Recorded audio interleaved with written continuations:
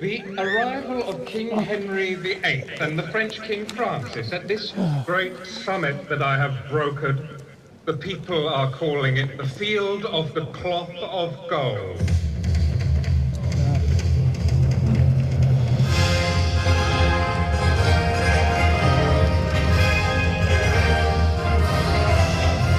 This gathering was intended to align the many political interests of France and England. But it appears to have become a competition of finery, games, and frocks.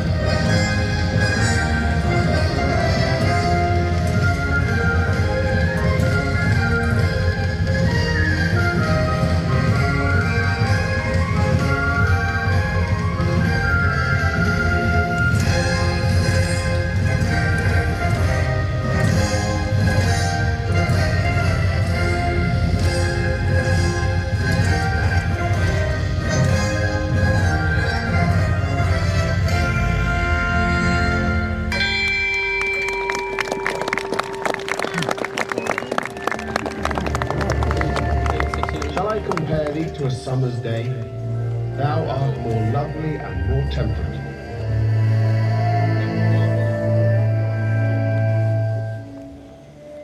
Scribe, I've got the quills you wanted. Good man, Arthur, thank you. Is that who I think it is? Dog the badge? Shakespeare? Well, that's him. In the flesh, as merry as the day is long. And Queen Elizabeth? Good Queen Bess. The Virgin Queen.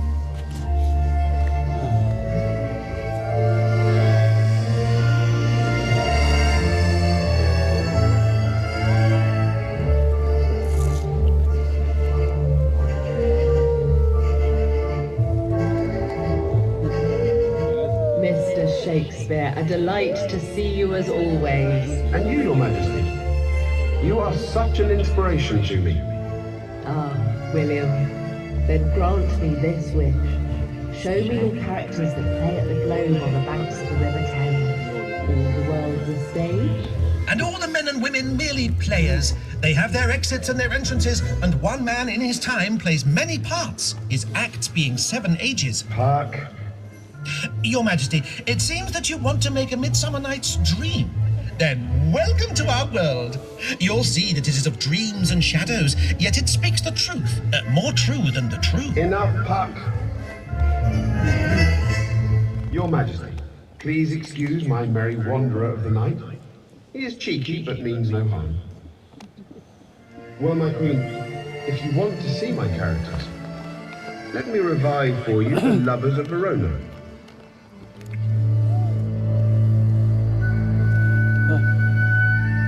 Romeo, Romeo, wherefore art thou Romeo?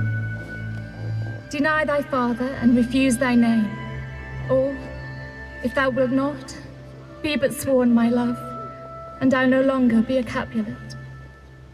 That is it, Mr. Shakespeare, exactly it. And yet, so many dead, so many wars, so much blood. Today like yesterday, tomorrow like today. On occasion it seems to me that life is... Life's but a working shadow, a poor player that struts and frets it out upon the stage, and then is heard no more. It's a tale told by an idiot, full of sound and fury, signifying nothing. Who is that? Macbeth. Well stated, tough and straight. Is he yours? He will be. Your Majesty, we are such stuff as dreams are made on, and our little life is rounded with a sleep.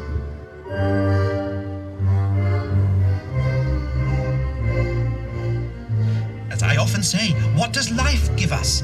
To be or not to be? That is the question.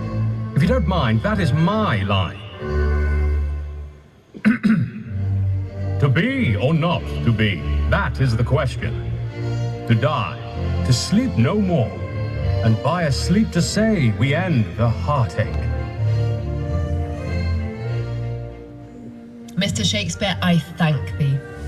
All these characters give me food for thought. Your Majesty, there are still many more legions of us shadows to speak to you of love, duty, and country, but your nights are too short, and we should remain light. Yet, if we shadows have offended, think but this, and all is mended, that you have but slumbered here, while these visions did appear. So, good night unto you.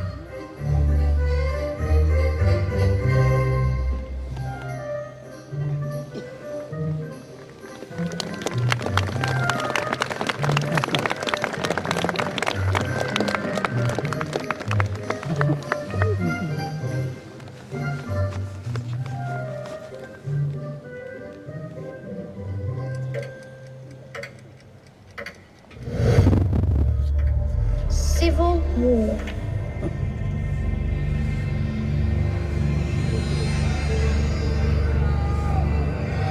The King! The King! His Royal Highness King Charles of England, Scotland and Ireland! This king uses his power to pursue his own personal interests.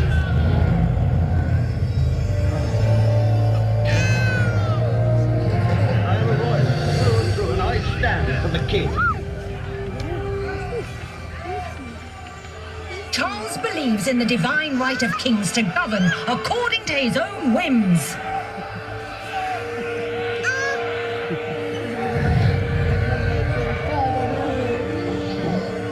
There's growing opposition to Charles's policies in the House of Commons. This land does not need nor will tolerate an absolute monarch. He is a tyrant, and he must be stopped. The Cavaliers are steadfast in defending the rule of King Charles. Ready! Do you know what they're calling the parliamentarian army? Roundheads! Aim! These divisions are tearing this country apart. Fire!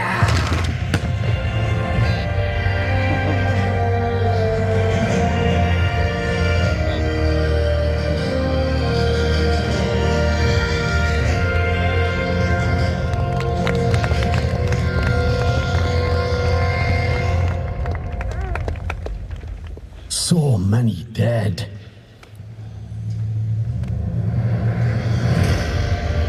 The king has surrendered to the Scottish forces. The Roundheads have prevailed! The Civil War is over! The king is being put on trial? King Charles has been convicted of high treason! Oliver Cromwell's army has consolidated control over England. There's to be an execution.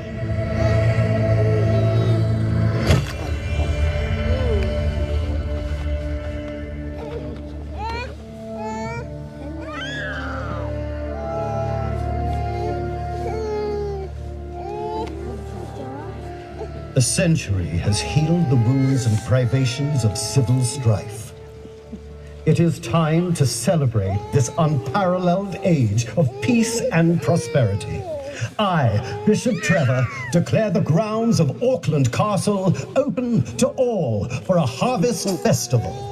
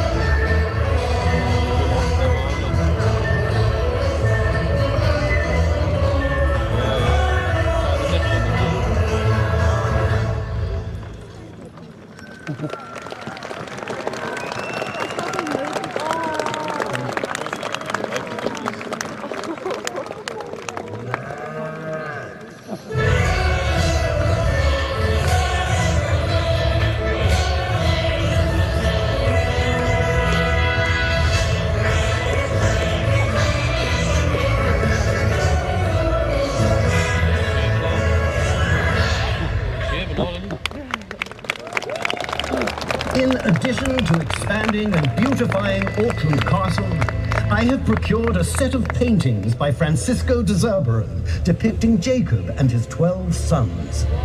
These masterpieces will hang in the long dining room of the castle as my statement of support for the disenfranchised peoples of this land.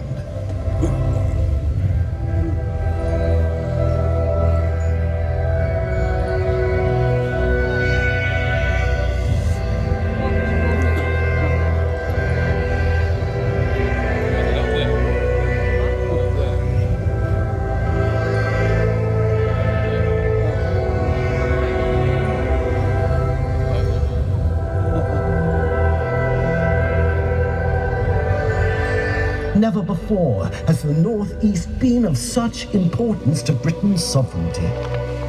But beware, immense change is upon us. Industry threatens to change our agrarian way of life forever.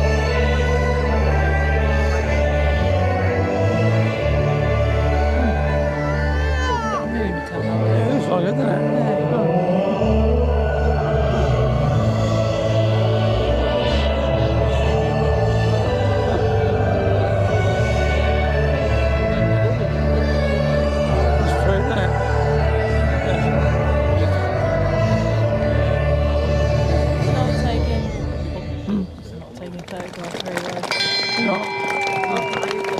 building a railway to bring coal from the coal mines near your castle to the port at Stockton. But we don't want those dirty, smelly, noisy steam locomotives coming near my beautiful park. But the new locomotive is so much more powerful than horses. And it won't come through your park. Gold. The line will start at the coal pits in Witten Park. And the locomotives will run on the flatter section of the route from Shildon to Stockton. The Stockton and Darlington Railway will be the first public railway in the world. If it works.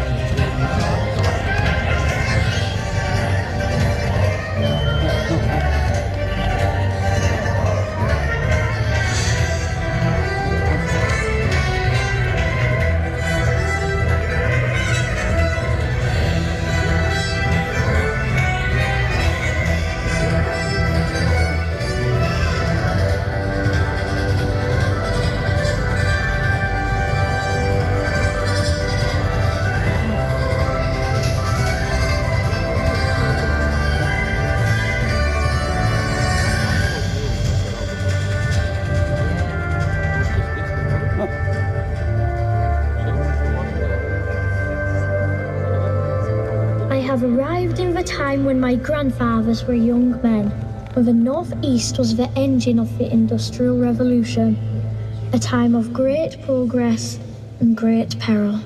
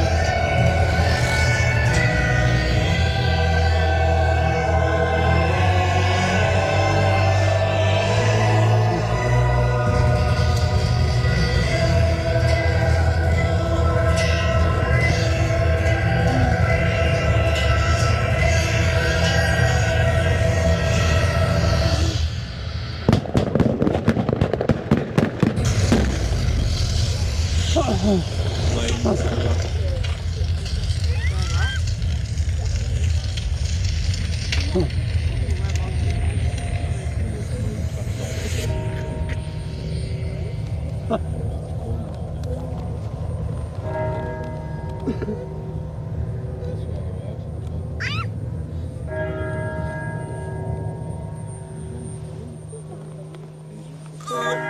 the men went into line to the work, and the woman was saying goodbye to her husbands, and then the mine collapsed.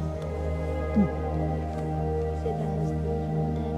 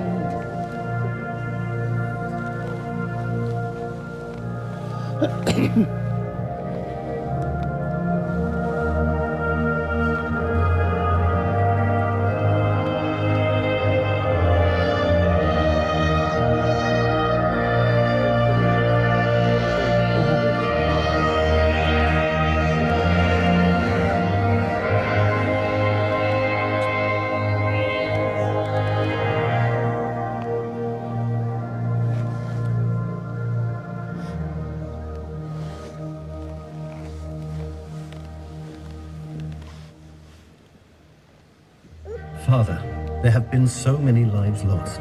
Where should we take them? Take them to Durham. Take them to the cathedral.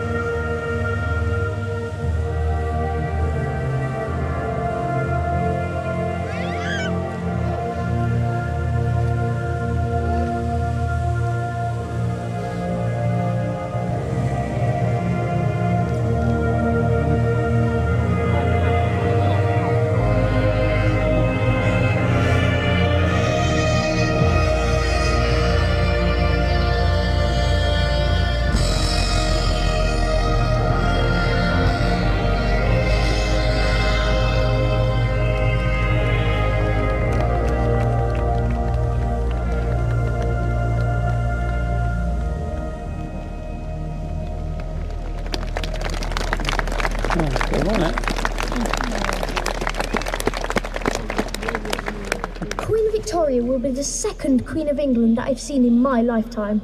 That's impossible. Queen Victoria has reigned for 60 years.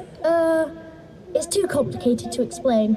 Where is that accent from, young man? I'm from Bishop Auckland, in County Durham. Is that so? Never heard of it. You may not have heard of it, but the coal from my hometown will keep Queen Victoria warm tonight.